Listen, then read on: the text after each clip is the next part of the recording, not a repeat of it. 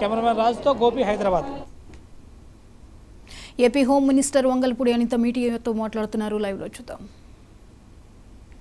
92/24 వెల్దుర్తి 9వ తారీఖున జరిగింది. Deceased TDP M Girinath Chowdary TDP చనిపోయాడు. సూదేపల్లి రమేష్ ఇతరులు వైసీపీ వాళ్ళు అక్యూజ్డ్. అది కూడా political rivalry. Crime number 92/24 Putluru. అక్కడ మాత్రమే ఎరకయ్య అని ఒక వైసీపీ అతను చనిపోయాడు. అక్కడ నరసింహస్వామి అండ్ అదర్స్ టీడీపీ వాళ్ళు ఉన్నారు. Next 4th one 148/24 Rayadurgam PS 9th జరిగింది. ఇది గొల్ల ఆదికేశవులు టీడీపీ ఆయన్ని చంపేశారు. ఎవరు? వైసీపీ వాళ్ళు, కేశవరెడ్డి అండ్ అదర్స్. ఇవన్నీ కూడా పొలిటికల్ మర్డర్స్ జరిగినవి 4. ఆ 4లో 3 చనిపోయింది టీడీపీ వాళ్ళు. ఈరోజు నువ్వు ఏ మొహం పెట్టుకుని 36 హత్యలు, పొలిటికల్ హత్యలు జరిగినాయని చెప్పి ప్రజలను భయభ్రాంతులు చేయడానికి సిద్ధపడుతున్నావు? ఇంకా నీ మాటలు నమ్మేస్తారని అనుకుంటున్నావా జగన్మోహన్ రెడ్డి, పులివెందుల ఎమ్మెల్యే? ఇంకా నీ మాటలు నమ్మేస్తారని జనాలు అనుకుంటున్నావా? దీనికి ఒక ప్రైమ్ మినిస్టర్కి నువ్వు లెటర్ రాసి రాష్ట్రపతి దగ్గరికి వెళ్ళి రాష్ట్రపతి పాలన విధించాలి, ఇక్కడ రాజ్యాంగం అన్నది భ్రష్టు పట్టిపోయిందని నువ్వు మాట్లాడుతున్నావు కదా. అసలు విషయం చెప్పను ఒకసారి. ఆంధ్రప్రదేశ్ హైకోర్టు తమరు 2019లో పీఠం ఎక్కిన తర్వాత 2020లోనే ఇక్కడ కాన్స్టిట్యూషనల్ బ్రేక్ డౌన్ జరుగుతుందని డైరెక్ట్గా హైకోర్టు ఆ రోజు మాట్లాడింది. దీనికేం సమాధానం చెప్తావు? ఆ రోజు 14 సంవత్సరాల సీఎం తర్వాత ఇప్పుడు మళ్ళీ సీఎంగా ఉన్నారు చంద్రబాబు నాయుడు గారు.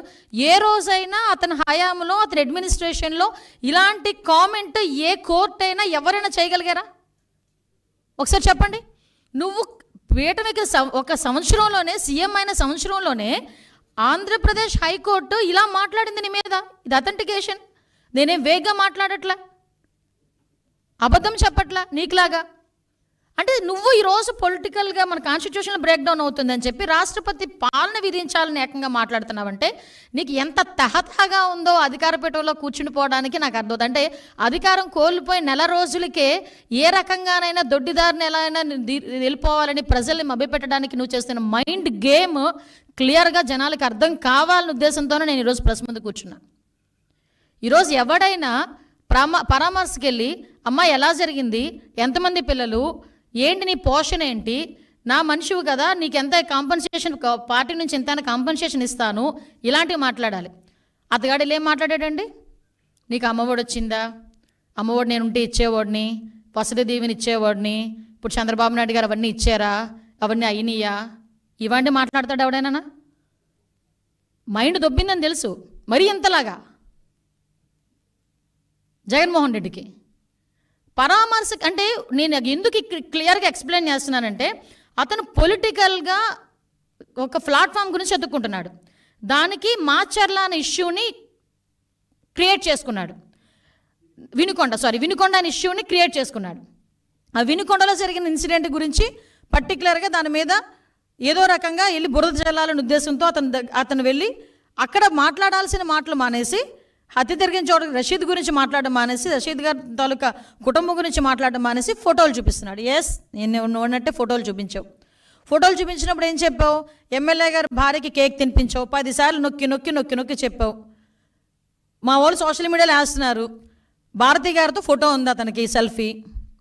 మరి ఎమ్మెల్యే గారి తాలూకా ఒక్క జిలానీనే హత్య చేశాడు, జిలానీనే అరెస్ట్ చేశారు, మిగతా వాళ్ళందరినీ ఎందుకు అరెస్ట్ చేయలేదు, ఇతనితో ఇంతమంది ఫోటోల్లో ఉన్నారు అని నువ్వు అన్నప్పుడు భారతి గారిని కూడా అరెస్ట్ చేయాలా? నిన్ను కూడా అరెస్ట్ చేయాలి. ఎందుకంటే నీతో కూడా సెల్ఫీ ఉంది, నేను చూపించమంటే చూపిస్తా. భారతి గారితో సెల్ఫీ ఉంది. ఎందుకంటే ఇంతకుముందు మీ పార్టీలో చాలా యాక్టివ్ పార్టిసిపెంట్ కదా. వాళ్ళ మధ్యలో ఉన్న వర్గ విభేదాలతో ఒకరినొకరు అక్కడ చంపుకోవడం అనేది తప్పు. నేను దానికి ఏకీభవించట్ల. చంపుకోవడం అనేది ఎట్టి పరిస్థితుల్లో అంత బ్రూటల్గా చంపడం అనేది తప్పు. ఇమ్మీడియట్గా అరెస్ట్ జరిగింది, రిమాండ్కి పంపించాం. ఎక్కడ కూడా ఎటువంటి ఇబ్బంది కలగకుండా చూసుకున్నాం. నువ్వు వెళ్ళి రెచ్చగొడుతున్నావు. మళ్ళీ అక్కడికి వెళ్ళి వినుకొండ నువ్వు వెళ్ళి అక్కడ రెచ్చగొట్టి నువ్వు మళ్ళీ తిరిగి మాట్లాడితే పరిస్థితి వచ్చిందంటే ఒకసారి నీ తాలూకా మైండ్ సెట్ ఒకసారి ఆలోచించు. నువ్వు మళ్ళీ ఈరోజు ఎంత దారుణం అంటే గవర్నర్ గారి దగ్గరికి వెళ్తావట. ఓ పని చేయండి, గవర్నర్ గారి దగ్గరికి వెళ్ళేటప్పుడు మీరు కూల్చేసిన భవనాలు, అదేవిధంగా ఇక్కడ డీజీపీ ఆఫీస్ పక్కన ఎందుకు ఈ ఎగ్జాంపుల్ చెప్తున్నానంటే డీజీపీ ఆఫీస్కి కరెక్ట్గా 1 కిలోమీటర్ దూరంలో ఉన్న పార్టీ ఆఫీస్ మీద నువ్వు దాడి చేసావు. ఈరోజు చంద్రబాబు నాయుడు గారు చలో ఆత్మకూరు పెడితే అక్కడికి వెళ్ళి చంద్రబాబు నాయుడు గారి ఇంటి గేట్లకి వెళ్ళి పెద్ద పెద్ద రాడ్లు తాడులు కట్టి బంధించావు. చంద్రబాబు నాయుడు గారి ఇంటి మీదకి నీ తాలూకా ఎమ్మెల్యే ప్రమోషన్ గురించి చంద్రబాబు నాయుడు గారి ఇంటి మీద జోగి రమేష్ వెళ్ళి దాడి చేశాడు. ఇలాంటి సంఘటనలు మా తోట చంద్రయ్య అనే బీసీ వ్యక్తిని జై జగన్ అన్నందుకు పీక కోసి చంపేశావు. మరి వీటన్నిటి మీద మేము ఎవరి దగ్గరికి వెళ్ళాలి?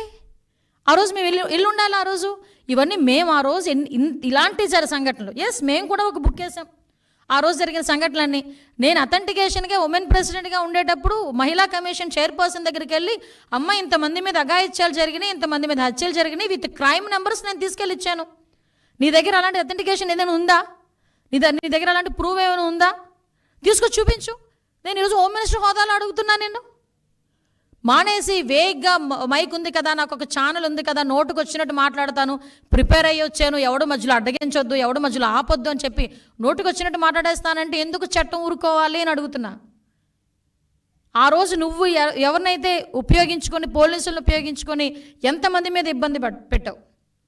ఈరోజు పోలీసులకి సంబంధించి నేను చూస్తూ ఉంటే నిజంగా చాలా బాధ అనిపిస్తూ ఉంది నాకు. వాళ్ళ పరిస్థితి ఏంటా అంటే ఈరోజు కనీసం పోలీసు వ్యవస్థ రైట్గా వంగలపూడి అనిత జగన్పై వ్యాఖ్యలు చేస్తూ వచ్చారు. రాష్ట్రపతి పాలన కోరడం హాస్యాస్పదంగా ఉందంటూ దెయ్యాలు వేదాలు వెల్లించినట్లుగా ఉందంటూ గతంలో జరిగినటువంటి అనేక అంశాలను ఉదాహరణిస్తూ ఆవిడ మీడియా ముందు మాట్లాడటం జరిగింది. ఇవి ఇప్పటివరకు అప్డేట్స్. Keep watching 99 TV.